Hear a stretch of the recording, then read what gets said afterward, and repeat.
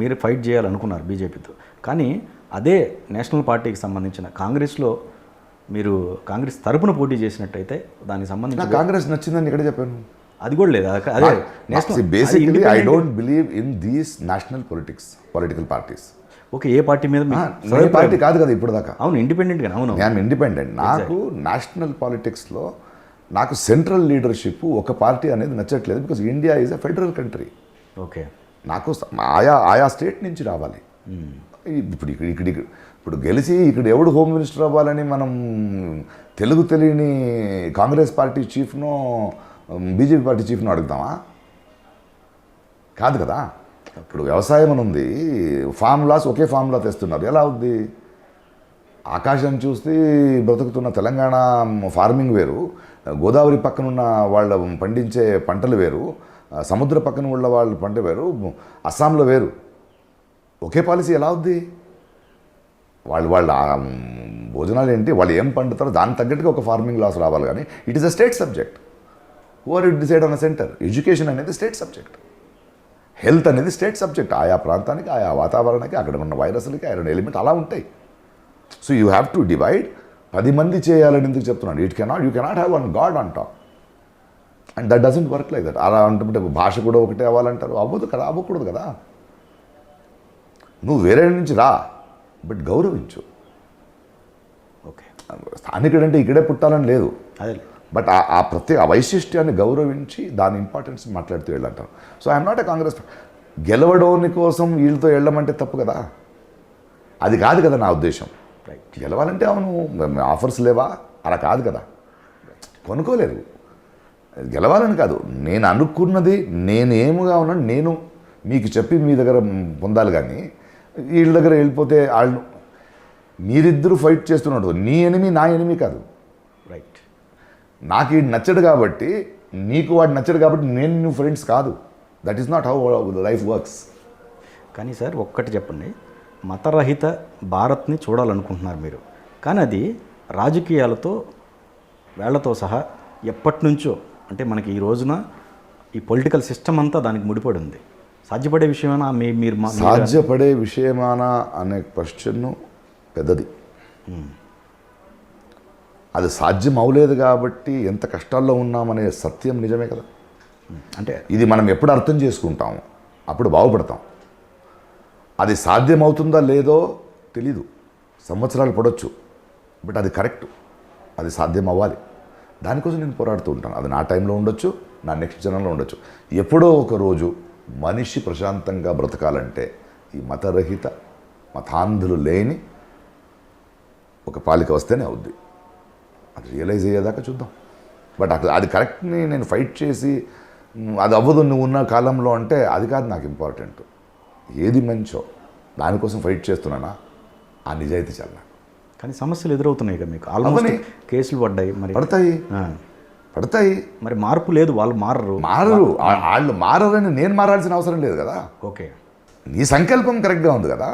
వాళ్ళని ఎదుర్కొన్నప్పుడు కొన్ని తినాలి దెబ్బలు. ఇక్కడి నుంచి అక్కడికి వెళ్ళాలంటే వర్షం వస్తుంది, వాన వస్తుంది, అలానే ఆగిపోతామా? ఓకే, కాదు కదా. వాళ్ళు అలాగే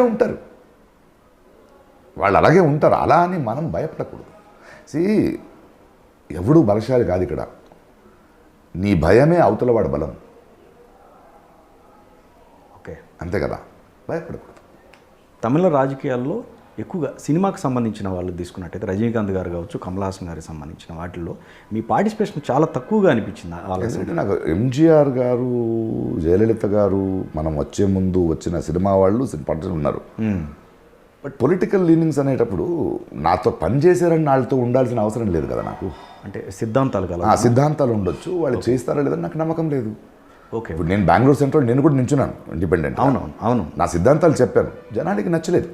రైట్, వాళ్ళకి కాంగ్రెస్ బీజేపీలో రెండిట్లో 4 లక్షల ఓట్లు వాళ్ళు తీసుకున్నారు. నాకు ఒక 30 ఓట్లే వచ్చింది. బట్ ప్రయత్నం అయితే చేశాను. మనం ప్రయత్నాల్లో ఎప్పుడు విఫలం అవ్వకూడదు. గెలిచావా ఓడిపోయావంటే నేను ఓడిపోలేదు, నేను గెలిచాను లైఫ్లో. అంటే నేను అనుకున్నట్టుగా నేను చేసి బ్రతికి చెప్పాం. సో పొలిటికల్ అనేటప్పటికీ దేశం ముఖ్యం, ఇండివిజువల్స్ కాదు. అసోసియేషన్ అనేటప్పటికీ అసోసియేషన్ ముఖ్యం, ఇండివిజువల్స్ కాదు. ఆయన పెద్ద ఆయన ఎందుకు ఎగెన్స్ట్గా వెళ్తున్నాడు, నేను ఆయన ఎగెన్స్ట్గా వెళ్ళట్లేదు, దీనికోసం వెళ్తున్నాను. దీన్ని వీళ్ళు డిసైడ్ చేసుకుంటారు. సో రజనీకాంత్ గారు కాన్సెప్ట్ ఇంకో కాన్సెప్ట్ నాకు అంత ఇది లేదు. ఓకే, దట్ వాస్ నాకు 2-3 ఐ థాట్ నేను చాలా ఆపోజిట్గా ఉన్న బీజేపీని వీళ్ళు ఎదిరించగలరని నమ్మకం నాకు లేదు, ఆ బలం వీళ్ళకు ఉందని లేదు. Okay, so I will not be with them because నా క్రైటీరియా నాకు తెలిసిన వాళ్ళతో కాదు, నాకు దేశం ముఖ్యం, నేను నమ్ముకున్న సిద్ధాంతాలు ముఖ్యం. అది అలాగే ఉంటుంది. అలానే మనం పని చేయము. ఇప్పుడు I done film with Rajinikanth, I'm shooting with Kamal Haasan. We have no differences. Okay, okay, we have no differences with that. రాజకీయాల్లో మీరు ఎంట్రీ ఇచ్చారు కాబట్టి మీరు ఇప్పుడు చూస్తున్న ఇండియన్ పొలిటికల్ సిస్టమ్ ఎలాంటి మార్పులు మారుద్ది, మీరు మీరు మారాలి, మారాలి మారాలి, ఎలాంటి మార్పు? మారేదాకా నేను పోరాడుతూనే ఉంటాను, మాట్లాడుతుంటూనే ఉంటాను. అంటే ఓన్లీ మతం గురించేనా ఇంకేమైనా ఉన్నాయి? అన్నీ ఉన్నాయి కదా, అన్నీ మతం ఉండొచ్చు, కులం ఉండొచ్చు, జాతి ఉండొచ్చు, ప్రాంతాలు ఏదైనా ఉండొచ్చు. The lot of things. It is not just one మతం. అన్నీ ఒకటికొకటి మిక్స్డ్ ముడిపడి ఉన్నాయి. పవన్ కళ్యాణ్ గారిని మీరు ఆ టైంలో అప్పుడు చూసిన పవన్ కళ్యాణ్ గారికి ఇప్పటికి ఏమైనా చేంజ్ ఓవర్ అప్పుడు అంటే అప్పుడు వచ్చిన స్టేట్మెంట్కి ఇప్పటికి అనిపించిందా మీకు ఏమన్నా మార్పు అనిపించింది? He's changing. Okay, it is his evolvement. Is an young man, is changing. Okay, నాకు ఇష్టం. అంటే ఒకటి లీడర్ అవ్వాలనుకోవడం నాకు చాలా ఇష్టం. అంత పెద్ద జనాబలం ఉండేది చాలా ఇష్టం. చాలా ఇష్టం కాబట్టి కొన్ని డిసిషన్స్ నాకు నచ్చదు, అది చెప్పేస్తాను. ఓకే, ఆయన ద్వేషించట్లేదు, అది హర్టింగ్గా ఉండదు. హర్టింగ్గా ఉంటుంది. ఒక బీజేపీ వాళ్ళతో ఎందుకు పోతుంది, ఆయన కారణాలు ఆయనకు ఉండొచ్చు. రైట్. బట్ నేను ఆయన ఇష్టపడతాను కాబట్టి, అలాంటి మా లీడర్ ఒకడు ఉన్నాడు కాబట్టి నేను అలా కాదు. ఆ హక్కు అయినా మాకు ఉండాలి కదా. రైట్, ఆ హక్కు ఉండాలి. నాకు ఇది నచ్చలేదండి మీలో, మిగతావన్నీ నచ్చుతున్నాయి. ఇది ఎందుకండి, ఈ విషయం నాకు నచ్చలేదు. ద్వేషించట్లేదు, ప్రేమిస్తున్నాను కాబట్టి, ఆయన ఎదురు చూస్తున్నాను కాబట్టి. ఆయన కూడా అంతే గొప్ప మనసుతో భిన్నాభిప్రాయాలు ఉన్నాయి, నేను దాన్ని స్వీకరిస్తాను. బట్ నా దారి నాది. But Prakash Raj great actor, ఆయనతో యాక్ట్ చేయడం ప్రాబ్లం లేదు. ఆయన లేకపోతే ఈ సినిమాలో నేను ఇంత బాగా యాక్ట్ చేయలేను. ఇంత గొప్పతనం చూడండి. ఈ భిన్నాభిప్రాయాలతో ఒకరినొకరిని అర్థం చేసుకుంటూ ఒకరికొకరికి మాట్లాడే హక్కిస్తూ బ్రతికే బ్రతుకు కావాలి మాకు. అలాంటి ఒక సమాజం కావాలి. ఆయన పెద్ద మనిషి అయ్యాడు, నేను నిజాయితీగా ఉన్నాను, ఆయన కూడా నిజాయితీగా ఉన్నాడు. ఇది ఇంపార్టెంట్. తర్వాత వీళ్ళు డిసైడ్ చేస్తారు. అదే రైట్, అంతే కదా. ఎగ్జాక్ట్లీ.